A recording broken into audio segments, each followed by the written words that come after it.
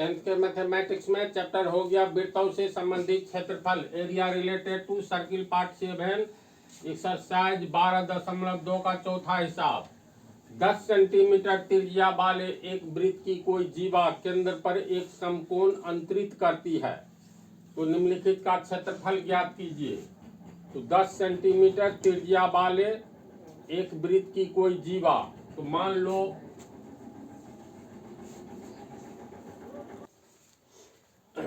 लो एक ओ केंद्र वाला कोई वृत्त है जिसकी त्रिज्या कितनी है, तो 10 सेंटीमीटर। आर का मान दिया है 10 सेंटीमीटर। 10 सेंटीमीटर त्रिज्या वाले एक वृत्त की कोई जीवा केंद्र पर एक समकोण अंतरित करती है। अंतरित करने का अर्थ होता है केंद्र पर समकोण यानी 90 डिग्री का कोण बनाता है। तो चलो ये 90 डिग्री के कोण का अर्थ हुआ ऐसे होगा ना। ये ओ ए त्रिज्या है, ओ बी त्रिज्या है और ये 90 डिग्री का कोण बनाता है। तो 10 सेंटीमीटर त्रिज्या वाले एक वृत्त की कोई जीवा, तो ए को बी से मिला देंगे तो ए बी जीवा हो गया। ये ए बी जीवा त्रिज्या दिया है 10 सेंटीमीटर। तो ए बी जीवा केंद्र पर एक समकोण का निर्माण करता है, अंतरित करता है।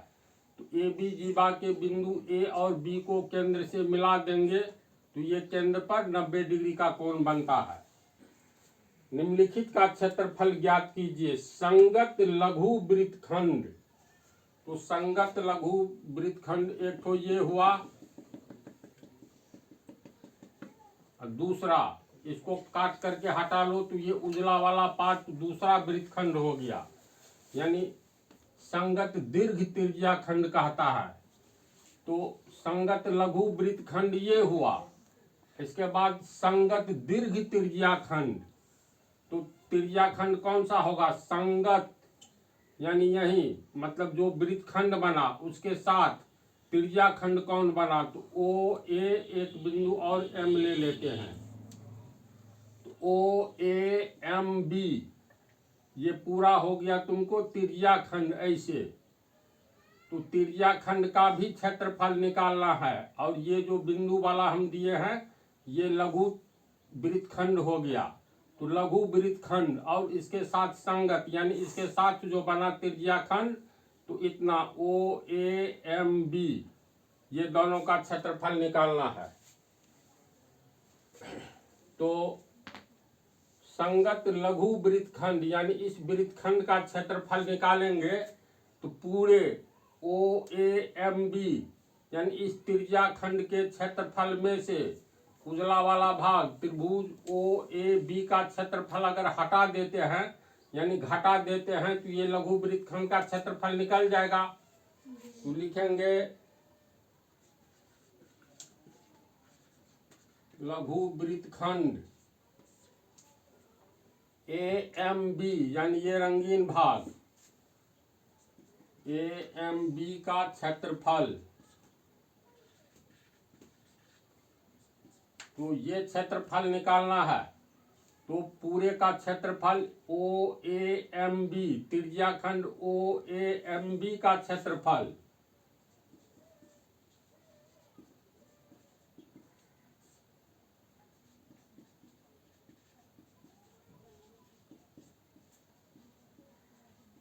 इस क्षेत्रफल पूरे के क्षेत्रफल में से त्रिभुज ओ ए बी का क्षेत्रफल घटा देंगे तो यह रंगीन भाग का निकल जाएगा।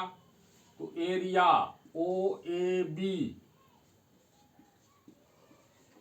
कितना होगा, तो त्रिज्या खंड ओ ए एम बी का क्षेत्रफल हो गया तुमको। त्रिज्या खंड का क्षेत्रफल होता है पाई आर स्क्वायर बटा 360 डिग्री गुने थीटा। थीटा का अर्थ होता है केंद्र पर त्रिज्या खंड के द्वारा केंद्र पर बनाया गया कोण जो कि 90 डिग्री है। तो ये हो गया त्रिज्या खंड का क्षेत्रफल। इसमें से माइनस कर देना है एरिया ओ ए बी। तो तुम लोग यहाँ ध्यान से देखो तो ये कौन सा त्रिभुज है, ये कोण 90 डिग्री है तो त्रिभुज AOB समकोण त्रिभुज होगा। और समकोण त्रिभुज का क्षेत्रफल या किसी भी त्रिभुज का क्षेत्रफल होता है 1/2 गुने आधार गुने ऊंचाई। तो ये 90 चौका 360, ये कट गया 4 हुआ, यानी यहाँ बचा पाई r स्क्वायर बटा 4 माइनस 1/2। इस समकोण त्रिभुज में ये आधार हुआ तो ये लंब हुआ, ये कर्ण हुआ। तो आधार चाहे इसको मानेंगे AO को तो ये हो जाएगा ऊंचाई यानी लंब, अगर इसको आधार मानेंगे तो ये लंब हो जाएगा। तो 1/2 गुने आधार, आधार मान लो हम लोग AO को माने या BO को, बात है बराबर। तो BO गुने OA मान बैठाएंगे पाई r स्क्वायर, पाई का मान हो गया 22/7, r का मान हो गया 10 सेंटीमीटर, r स्क्वायर यानी 10 सेंटीमीटर गुने 10 सेंटीमीटर बटा 4, फिर माइनस 1/2, आधार BO हो गया, BO 10 सेंटीमीटर गुने OA भी हो गया 10 सेंटीमीटर। 2 एकम 2, 2 पंचे 10, इधर कटेगा, कटेगा 2 हुआ, ये 11 हुआ, 2 एकम 2, 2 पंचे 10, ऊपर में बच गया 11 गुने 5 गुने 10, 11 पच्चे 55 को 10 से गुना करेंगे 550, CM को गुना करेंगे CM स्क्वायर, नीचे में बचा 7, फिर माइनस, ऊपर में बचा 5 दहन 50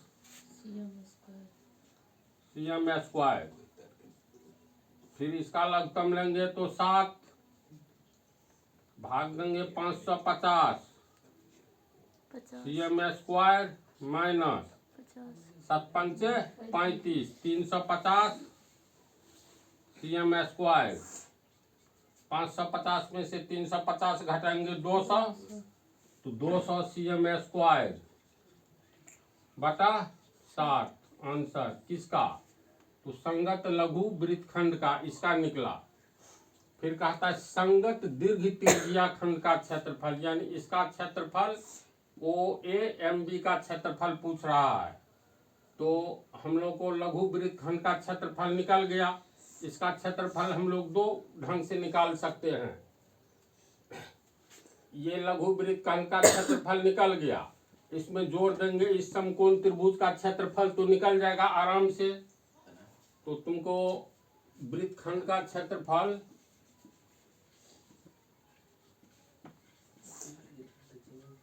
लघु वृत्तखंड का क्षेत्रफल निकला है 200/7 CM स्क्वायर। जैसे संगत दीर्घ त्रिज्या खंड, इसमें दीर्घ दिया है जी, दीर्घ का अर्थ हो गया ये उजला वाला पार्ट जो है ना, इसका क्षेत्रफल निकालना है दीर्घ त्रिज्या खंड का। तो दीर्घ त्रिज्या खंड का क्षेत्रफल कैसे निकालेंगे, ध्यान से देखो तो ये वृत्त का 1/4 है, 90 डिग्री केंद्र पर कितना कोण बनता है 360। तो इसका अर्थ है इसको अगर हम ऐसे बढ़ाएंगे तो ये आधा वृत्त हो गया ना, ये 1/4 वृत्त हुआ। तो पूरा वृत्त का क्षेत्रफल निकाल करके ये 1/4 का क्षेत्रफल घटा देंगे तो ये उजला भाग जो त्रिज्या खंड है इसका क्षेत्रफल निकल जाएगा। तो संगत दीर्घ त्रिज्या खंड यानी संगत दीर्घ त्रिज्या खंड का क्षेत्रफल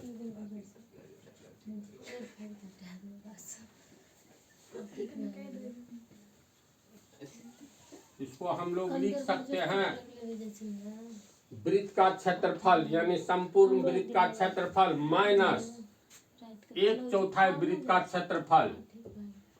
तो वृत्त का क्षेत्रफल इसमें से घटा देंगे कितना, तो 1/4 हुआ नहीं ये वृत्त, 1/4 ये, यानी दोनों मिलाकर के आधा, ये आधा। तो संगत ये उजला वाला भाग में से 1/4 वृत्त का क्षेत्रफल घटाएंगे तो पूरे वृत्त का क्षेत्रफल पाई आर स्क्वायर। 1/4 का अर्थ हुआ इसका चौथा भाग, तो बटा 4।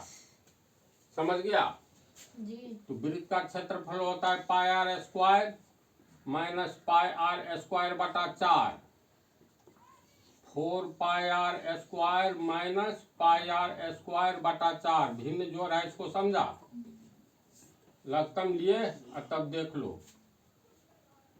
पाई आर स्क्वायर कॉमन है तो पाई आर स्क्वायर कोस, ये 4 बच गया, पाई आर स्क्वायर में पाई आर स्क्वायर से भाग देंगे तो 1 बटा 4।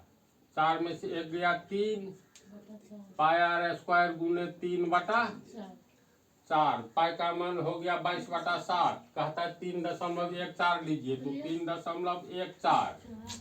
आर का मान हो गया 10 सेंटीमीटर, तो पाई आर स्क्वायर यानी 10 cm गुने 10 cm गुने 3 बटा 4, तो कटेगा 2 5 2 5 हो गया, तो 3.14 गुने 5 25 या 75।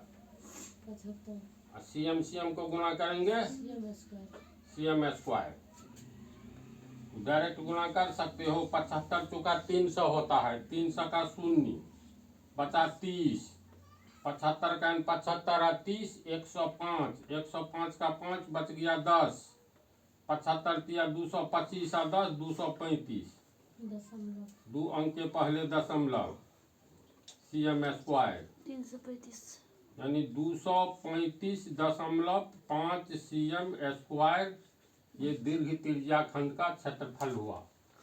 तो समझ गया इसको। अब अगले पार्ट में